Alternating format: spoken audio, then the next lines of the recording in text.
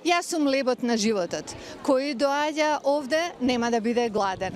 Кој верува во мене нема никогаш да биде жеден. Со овие зборови папата Францис ја отвори свечената миса овде зад мене на плоштадот Македонија пред илјадници луѓе кои чекаа со часови, трпеливо, некои уште од пред 6 часот изутрина, да го видат човекот што е лидер на католиците, но пред се великан на светот, кој пак дојде во оваа мала држава, во смисла на католицизмот, зашто почувствува дека на овој народ, на оваа држава и на овие верници им треба малку охрабрување. Навикнавме на јадење устоен леб на дезинформации, станување затвореници на нечесност, етикирање и јавно срамотење.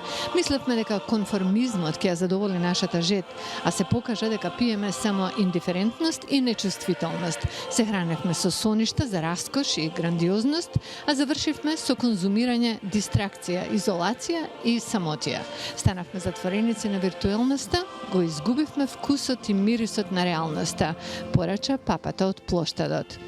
Иако ова беше главниот настан денеска, непосредно пред тоа и веднаш по поздравувањето на аеродромот, председателот на државата Ѓорѓе Иванов го поведе во резиденцијата на Водно.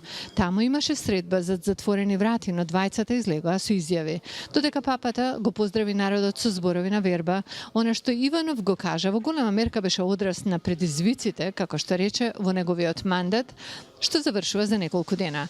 Тој почна со значењето на символите. Од една страна за големата символика на посетата на понтифот, а од друга за празнотијата на символите. Иванов рече дека папата станал символ за многу нешта кои имаат вредност, а немаат цена. Но брзо потоа премина на внатрешно политичката ситуација, која го ставила, кажа, пред големо искушение во очи на оваа посета.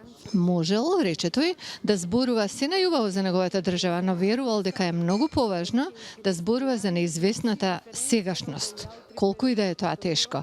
А вистината е дека вие доаѓате во време кога македонското општество е длабоко поделено, а македонската држава е тешко ранета поради прекршени ветувања, изневерени очекувања и разнишена доверба во меѓународната заедница, рече Иванов. Ова не остана незабележано кај медиумите, како уште еден негов обид да ја оцрни државата од чие чело заминува. На изненадување на представниците на медиумите во прес-центарот дојде премиерот Зоран Заев. Очекувано пак беше запрашен за зборовите на Иванов и повторно очекувано тој рече дека ова не е ден за политика и дека нема да коментира на таа тема. Сепак Заев кажа дека дел од причината на доаѓањето на папата во Северна Македонија лежи во преспанскиот договор кој покажува дека соработка во регионот е можна кога има волја. Никој овде не го крие фактот дека во Северна Македонија живее само мало стадо католици, како што порече и самиот папа, зашто неговата посета има многу поголема димензија од религиозната. Во спомен куќата на Света Мајка Тереза, на средбата со верските лидери, медиумите немаа пристап, но папата и неговата придружба веднаш потоа на отворено пред куќата имаа средба со ранливите и сиромашните.